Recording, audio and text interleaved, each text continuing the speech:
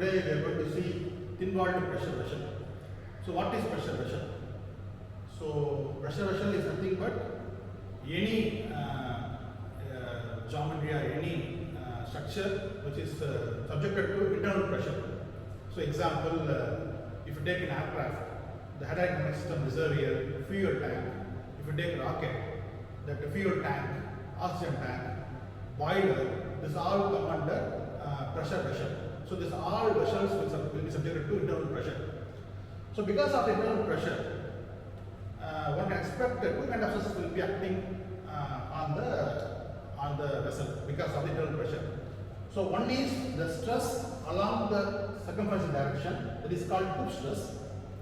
Another stress is acting along the length of the vessel or along the longitudinal direction, that is called longitudinal stress. So when a thin-walled pressure vessel is subjected to internal pressure, then one can expect two kind of stresses will be occurring. So in this experiment, we are going to compute those stresses both theoretically and experimentally. And also, this thin-walled pressure vessel subjected to internal pressure is a good example for biaxial set of stress. For this I have shown here. So what I have shown here, I have taken a small element from the vessel. If you see that the small element, it is being subjected to biaxial stress strain. So stress along one direction and stress along other direction. So, so as a summary, I can say that all the pressure vessels subjected to internal pressure will lead to biaxial state of stress. This is what I would like to convey. So far we have seen inaxial state of stress. For the first time, we have seen an example of biaxial state of stress. So far we have seen the theory of thin-walled pressure vessel and the schematic of thin-walled pressure vessel. Now I am going to explain how to compute that tube stress and longitudinal stress experimentally. So this is the schematic. I have a thin-walled cylinder here. This can be called as a pressure vessel. So, and I have two strain gauges. One is placed on the circumferential direction. I call it as A. Other side is called B, that is placed along the longitudinal direction of the cylinder. So now, first I need to apply the pressure. So through hydraulic pump, the water will be pumped inside that pressure vessel so that it will be subjected to internal pressure. So I apply some kind of 2 kgf per centimeter square. When I apply a pressure to the given thin-walled cylinder, then there will be a strain along the circumferential direction, that is called epsilon A. I can make a note of it, say 10 microstrain. And also there will be a strain along the longitudinal direction, in this direction. In this direction, it is called epsilon B. I may get some 5 microstrain. So now I have got the strains from the strain gauges which was pressured on the thin-walled pressure vessel. So now how to compute the sigma 1, sigma 2? So sigma 1, as I told, we apply biaxial set of stress. So there will be two stresses.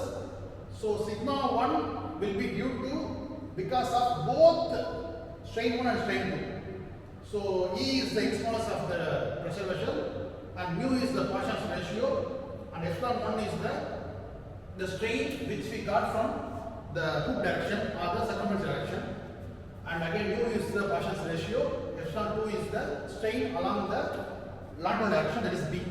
So now just plug in all the data here, you get sigma 1.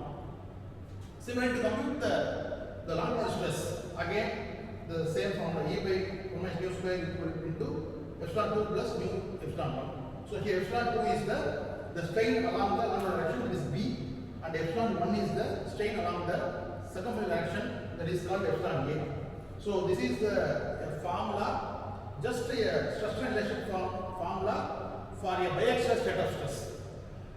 When you apply inertial stress state, you can use this formula, which you all know. We have used the formula for several experiments. So there is a typical Hooke's law. So this is right only for inertial stress state. But in our case, the thin-walled pressure vessel subjected to internal pressure, will lead to biaxial substrate. That's why we have to use biaxial substrate formula. So by this way we can compute the hoop stress called sigma 1 and anatomic stress called sigma 2 will be computed from the experimental method. Now how to compute the stresses theoretically? So again we know the formula in terms of pressure. Sigma 1 is the hoop stress, where P is the pressure, applied pressure, R is the diameter of the radius of the cylinder, and T is the thickness of the cylinder. So we know all the geometrical parameters. Just plug in the data, you get sigma 1. And similarly, sigma 2 is equal to, that is the longitudinal stress, PR by 2T. If you observe carefully from the typical formula, you can notice that the sigma 2 is nothing but half of the sigma 1, which means my hoop stress is the maximum stress which will occur on the pressure vessel subject to internal pressure, wherein the longitudinal stress will be the half of the hoop stress. I can say sigma 2 is equal to sigma 1 by 2. So this is what one can understand from this formula. So now we have computed the stresses from the experimental method and also from the theoretical method. Now you can compare and then we can compute the experiment. We have an experimental setup for testing pressure vessels or thin walled pressure vessels. So this is a sample pressure vessel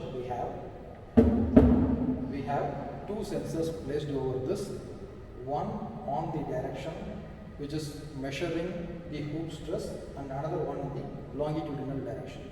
This pressure vessel is connected to a pump wherein we will be applying pressure from this to this cylinder.